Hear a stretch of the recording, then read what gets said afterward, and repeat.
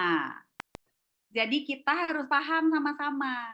Ya, dari semester 1 sampai kepada semester sekarang kan pasti sudah banyak mata kuliah tentang konseling. Kenapa sih harus ada lagi konseling klinis? Kayak ribet deh. Ada konseling secara psikologinya, ada konseling secara pastoral gitu ya, ada psikologi umum gitu. Nah, ini konseling klinis ini di mana letaknya? Nah, kita harus tahu bahwa posisi konseling klinis itu berbeda dengan konseling umum dan psikologi klinis. Ya, psikologi klinis itu apa? Ayo, coba Bapak Ibu kasih pendapat. Psikologi klinis yang seperti apa? Ayo, silakan boleh jawab.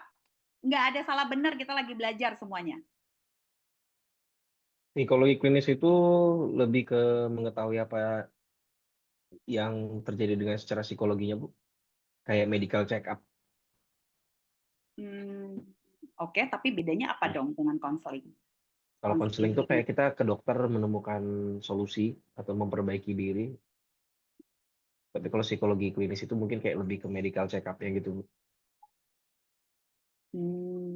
Ada Cek kayak bedanya. kayak cek darah gitu loh, Bu. Cek darah itu kan kita nggak minta untuk kita diobati sama misalnya satu produk namanya Prodia gitu. Kita nggak minta orang Prodianya untuk misalnya kolesterol kita tinggi. Orang Prodianya kan nggak membantu kita untuk kasih obat kolesterol. Tapi kalau kita ke dokter, nah itu jadi kayak konseling klinis. Menurut pendapat saya mungkin ya, Bu ya. Masih kurang tepat. Tapi thank you buat jawabannya. Ada lagi yang mau membantu menjawab? Nah, kan jadi dari diskusi-diskusi seperti ini kita bisa kelihatan. Ya, silahkan Bu, monggo. Menurut saya psikologi klinis itu adalah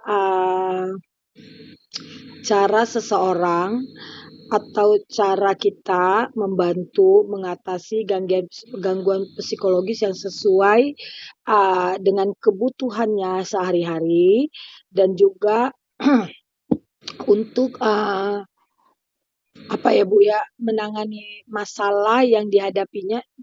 Karena psikologi klinis ini bukan obat Bu gitu loh, tapi step by step yang harus dilalui oleh orang tersebut dengan bantuan seorang ahli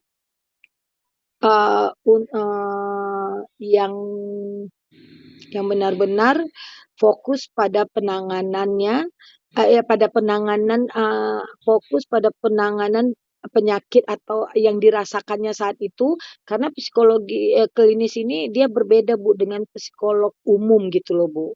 Dia khusus di apa ya Bu ya, misalnya di sumbernya gitu loh Bu. Seperti itu menurut saya, izin Bu, maaf kalau salah. Nggak apa-apa, nggak ada salah benar. Kita lagi memperkaya pemahaman kita ya. Terima kasih Bu Risma. Tapi ini masih blunder nih sepertinya semuanya. Ada lagi yang mau nambahin? Ibu, saya sedikit. Ya. Saya coba ini. Dimana menurut saya konseling klinis itu mengkonseling ataupun menyembuhkan orang dari mengubah pikirannya, mindsetnya, dari emosionalnya juga. Itu dari saya, Bu. Oke, thank you, Seven.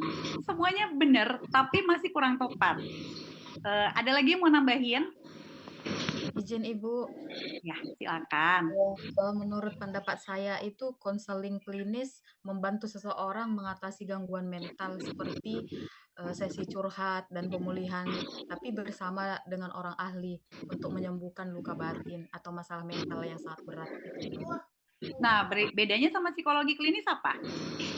Bedanya ini kalau psikologi klinis ini untuk apa, Bu?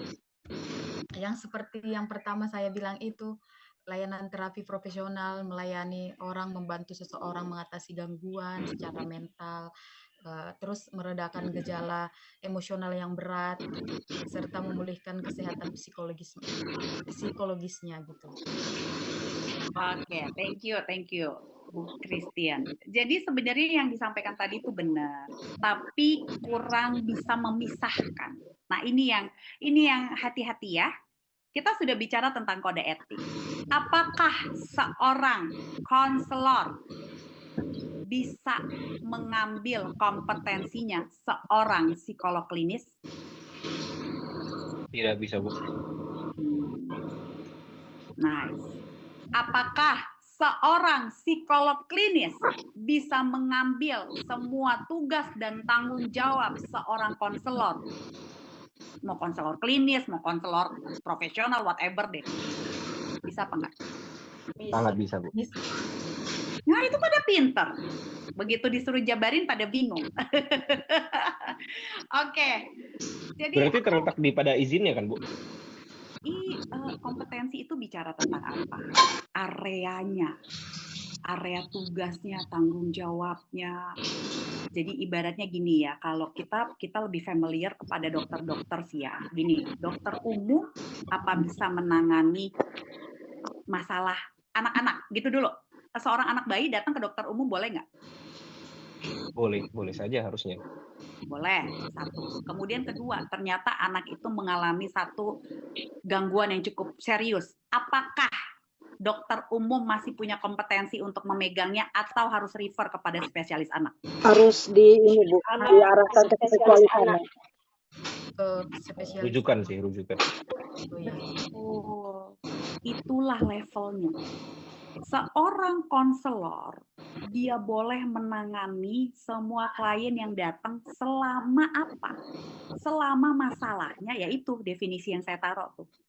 Masalah mental atau masalah kejiwaannya masih di level ringan sampai kepada sedang. Nah, itu ya, pahamin ya dengan baik ya, supaya kita tidak mengambil ranah yang salah. Apalagi kan ini Bapak Ibu masih kalau selesai dari sini kan sarjana psikologi masih, ya, belum mengambil profesi gitu ya, kecuali mengambil profesi. Saya pun, karena saya bukan psikolog klinis, saya tidak boleh mengambil ranahnya klien-klien yang datang dengan gangguan yang sudah dalam kategori yang cukup berat. Saya tidak boleh. Jadi kalau sudah levelnya ada disorder ya, apapun ceritanya gitu, saya akan refer kepada apa? Psikolog klinis. Dan kalau psikolog klinis ini katakan, oh ini harus dibantu dengan obat, maka dia harus kemana? Kalau bantu dengan obat harus ke psikiater, Bu. Atau spesialis kejiwaan. Jadi kita harus paham itu, dari kode etik itulah yang memampukan kita memahami ranah kita masing-masing. Makanya sebenarnya ketika kita bahas tentang konseling klinis ini agak menarik ya, kayak jadi blunder gitu. Tetapi setelah saya juga mempelajari lebih dalam gitu, artinya gini, kita tetap bisa ya. Boleh nggak? Next slide dong.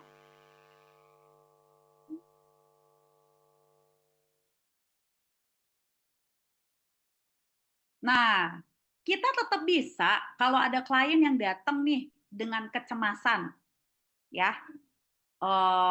Kecemasan tuh apa? Contohnya khawatir berlebihan, bawaannya tegang terus gitu. Boleh yang datang dengan keluhan-keluhan sepertinya masuk kepada diagnos depresi gitu. Kita punya keilmuannya, kita harus paham gitu. Depresi seperti apa? Kita bisa lihat, oh dia kok tiba-tiba murung, tiba-tiba menarik diri, tiba-tiba kehilangan keinginan untuk melakukan apapun. Bahkan juga trauma. Trauma itu gimana ya? Kadang-kadang kalau ada hal tertentu ke-trigger dalam kehidupannya, dia bisa tiba-tiba tantrum gitu. Begitu juga ketika mengalami ada klien yang datang dengan keadaan berduka atau grief yang tanda kutip mungkin sudah masuk ke dalam kondisi yang tidak sehat. Nah, yang nggak boleh itu di mana